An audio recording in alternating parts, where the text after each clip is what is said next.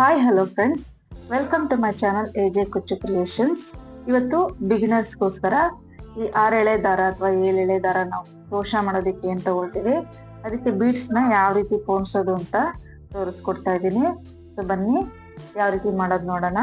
Starting ಅಲ್ಲಿ ನಾನಿಲ್ಲಿ 6 ಎಳೆ ದಾರನ ಈ ರೀತಿಯಾಗಿ ಕಾರ್ಡ್ ಬೋರ್ಡ್ಗೆ ಸುತ್ತಿಟ್ಕೊಂಡಿದ್ದೀನಿ. ನೋಡಿ, ನಿಮ್ಗೆ ಎಷ್ಟು ಎಳೆ ಬೇಕೋ ಅಷ್ಟು ಎಳೆನ ಸುತ್ತಿಟ್ಕೊಳ್ಬಹುದು. ನಾನಿಲ್ಲಿ 2 ವಿಧಾನದಲ್ಲಿ ತೋರಿಸ್ಕೊಡ್ತಾ ಇದ್ದೀನಿ. ಫಸ್ಟ್ ಈ ರೀತಿ ಕ್ರೋಶ ನೀಡಲ್ನ ತಗೊಳ್ಬೇಕು. ಫಸ್ಟ್ ಕ್ರೋಶ ನೀಡಲ್ ತೋರಿಸ್ಕೊಡ್ತಾ ಇದ್ದೀನಿ.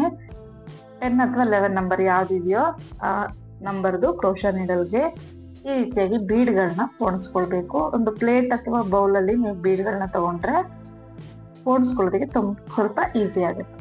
ಸೊ ಇಷ್ಟು ಈ ರೀತಿಯಾಗಿ ಬೀಡ್ಗಳನ್ನ ಪೋಣಿಸ್ಕೊಳ್ಬೇಕು. ನೀಡಲಲ್ಲಿ ತಗೊಂಡಿದ ನಂತರ ದಾರ 6 ಎಳೆ ದಾರ ತಗೊಂಡಿದ್ದೀವಿ, ಗಂಟು ಹಾಕೊಂಡು ಇಟ್ಕೊಂಡಿದ್ದೀನಿ ಎಂಡಲ್ಲಿ.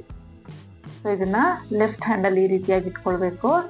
ಇಟ್ಕೊಂಡು ನೀಡಲ್ನ ದಾರಕ್ಕೆ ಹಾಕಿ ಈ ರೀತಿಯಾಗಿ ತಳ್ಕೊಳ್ಬೇಕು ಬೀಡ್ನ. ಸೊ ನಿಮ್ಗೆ 4-5 ಬೀಡ್ ಆಗಲ್ಲ ಅಂತ ಇದ್ರೆ ನಿಮ್ಗೆ ಎಷ್ಟಾಗುತ್ತೋ ಅಷ್ಟು 2 ಅಥವಾ ಒಂದೊಂದು ಬೀಡು ಆ ಥರ ಇದ್ರು ಕೂಡ ಬೀಡ್ನ ಜರುಗಿಸ್ಕೊಳ್ಬೇಕು ಹಾಗೆ.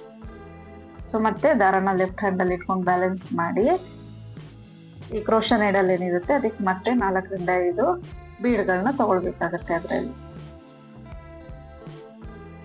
ಈ ರೀತಿಯಾಗಿ ತಗೊಳ್ಬೇಕು. ಮತ್ತೆ ಇಲ್ಲಿ ದಾರ ಏನಿರುತ್ತೆ ಅದಕ್ಕೆ ನೀಡಲ್ನ ಹಾಕಿ ನೋಡಿ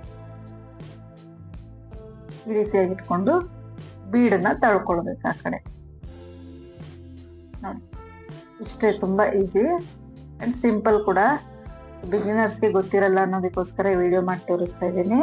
ಅದಾದ ನಂತರ ನಿಮ್ಗೆ ಎಷ್ಟು ಬೇಕೋ ಅಷ್ಟು ಬೀಡ್ಗಳನ್ನ ಪೋಣಿಸ್ಕೊಂಡಿದ್ದಾದ ನಂತರ ಈ ನಾಟ್ ಏನು ಹಾಕಿರ್ತೀವಿ ಅದನ್ನ ಕಟ್ ಮಾಡ್ಕೊಂಡ್ಬಿಡ್ಬೇಕು ಅಷ್ಟೇ. ನೋಡಿ, ನೀವು ನಾಟ್ ಹಾಕೊಳ್ಳೋದು ಸ್ವಲ್ಪ ದೊಡ್ಡದಾಗಿ ಹಾಕೊಳ್ಬೇಕು, ಯಾಕಂದ್ರೆ ಬೀಡ್ ಅದ್ರೊಳಗಡೆ ಹೋಗ್ಬಾರ್ದು. ಹಾಗಾಗಿ ನಾನಿಲ್ಲಿ ಲಾಸ್ಟಲ್ಲಿ ನಾಟ್ನ ಕಟ್ ಮಾಡ್ಕೊಳ್ತಾ ಇದ್ದೀನಿ. ಕಟ್ ಮಾಡಿ ಈ ದಾರನ ಈ ಕಡೆ ಮೇಲೆ ಕೇಳ್ಕೊಂಡ್ರೆ ಆ ದಾರದ ತುದಿ ಏನಿರುತ್ತೆ ಹೊರಗಡೆ ಬಂದ್ಬಿಡುತ್ತೆ ಬೀಡಿಂದ. ನೋಡಿ, ಈ ಎಂಡಲ್ಲಿ ನಾಟ್ ಹಾಕೊಂಡ್ರೆ ಆಯ್ತು. ಹೀಗೆ ಬೀಡು ಹೊರಗಡೆ ಬರೋದಿಲ್ಲ, ಸೆಕ್ಯೂರ್ ಆಗುತ್ತೆ ಒಂದ್ ಕಡೆ. ಲಾಸ್ಟ್ ಅಲ್ಲಿ ನಾಟ್ ಹಾಕೊಳ್ಳೋದು ನೋಡ್ತಾ ಇರ್ಬೋದು. ತುಂಬಾ ಸಿಂಪಲ್ ಕೂಡ, ತುಂಬಾ ಈಸಿ. ಈಗ ಸೆಕೆಂಡ್ ವಿಧಾನದಲ್ಲಿ ಇನ್ನೊಂದು ವಿಧಾನದಲ್ಲಿ ತೋರಿಸ್ಕೊಡ್ತಾ ಇದ್ದೀನಿ. ಅದು ಬಂದು ನಾರ್ಮಲ್ ನೀಡಲ್ ಏನಿದೆ ಅದ್ರ ಹೆಲ್ಪ್ ಇಂದ ಬೀಡ್ನ ಪೋಣಿಸ್ಕೊಳ್ಳೋದು ಹೇಗೆ ಅಂತ. ಸೊ ಇಲ್ಲಿ ನಾನು ಚಿಕ್ಕದಾದಂತ ಸೂಜಿನ ತಗೊಂಡಿದ್ದೀನಿ, ಅದಕ್ಕೆ 1 ಎಳೆ ದಾರನ ಸುತ್ಕೊಂಡಿದ್ದೀನಿ.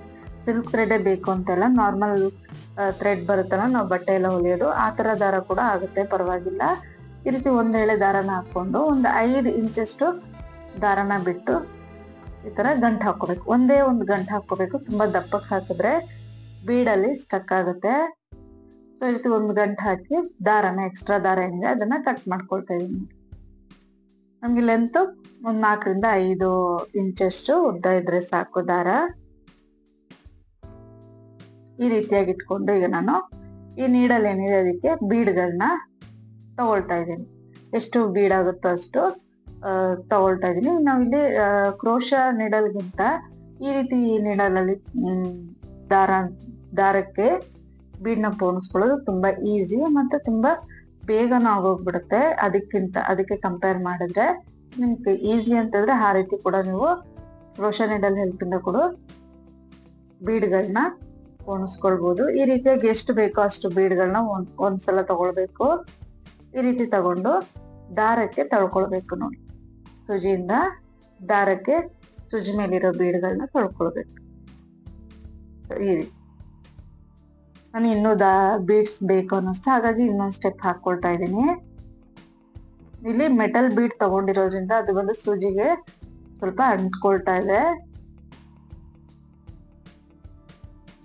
ಸೊ ಈ ರೀತಿ ಎಷ್ಟು ಬೀಡ್ಸ್ ಬೇಕೋ ಅಷ್ಟು ಬೀಡ್ಗಳನ್ನ ಈ ಸೂಜಿ ಹೆಲ್ಪ್ ಇಂದ ತಗೊಳ್ಬೇಕು.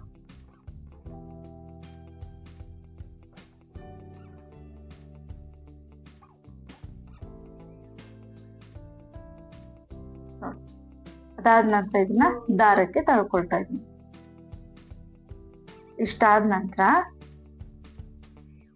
ನೋಡಿ ಈ ರೀತಿಯಾಗಿರುತ್ತೆ. ನೀಡಲ್ ಇರೋ ಕಡೆ ಕೆಳಗಡೆ ಬಿಟ್ಟು ಈ ಗಂಟು ಹಾಕಿರ್ತೀವಲ್ಲ ಅಲ್ಲಿ ದಾರಾನ ಓಪನ್ ಮಾಡ್ಕೊಳ್ಬೇಕು ನೋಡಿ. ಈ ರೀತಿಯಾಗಿ ದಾರಾನ ಓಪನ್ ಮಾಡ್ಕೊಳ್ಬೇಕು. ಅಲ್ಲಿ ಗಂಟು ಕಾಣಿಸುತ್ತಲ್ಲ ನಮ್ಗೆ, ಈ ರೀತಿ ಓಪನ್ ಮಾಡಿ ಇಟ್ಕೊಂಡು ನಾವಿಲ್ಲಿ ಆಲ್ರೆಡಿ 6 ಎಳೆ ದಾರನ ಸುತ್ತಿಟ್ಕೊಂಡಿದೀವಲ್ವಾ ನೋಡಿ. ಈ ರೀತಿಯಾಗಿ ಇಟ್ಕೊಂಡು ಆ 6 ಎಳೆ ದಾರನ ಇದ್ರ ಒಳಗಡೆ ಅಂತ ತಗೊಳ್ಬೇಕು. ಎಂಡಲ್ಲಿ ನಾಟ್ ಹಾಕೋದನ್ನ ಮರಿಬಿಡಿ. ಸೊ ಈ ರೀತಿಯಾಗಿ ದಾರನ ಪೋಣಿಸ್ಬೇಕು. ಸೂಜಿ ದಾರ ಇದೆಯಲ್ಲ ಅದಕ್ಕೆ 6 ಎಳೆ ದಾರನ ಪೋಣಿಸ್ಕೊಳ್ಬೇಕು. ಈ ರೀತಿಯಾಗಿ ಕಾಣಿಸುತ್ತೆ. ಇವಾಗ ಸೂಜಿ ದಾರದಲ್ಲಿ ಇರುತ್ತಲ್ಲ ಆ ಬೀಡ್ನ 6 ಎಳೆ ದಾರಕ್ಕೆ ತಳ್ಕೊಳ್ಬೇಕು, ಜರುಗಿಸ್ಕೊಳ್ಬೇಕು. ಈ ರೀತಿಯಾಗಿ ತುಂಬಾ ಈಸಿ. ಇದು ತುಂಬಾ ಕ್ವಿಕ್ ಆಗುತ್ತೆ. ನಾನು ಈ ವಿಧಾನನೇ ನಿಮ್ಗೆ ಪ್ರಿಫರ್ ಮಾಡ್ತೀನಿ ಮಾಡೋದಾದ್ರೆ.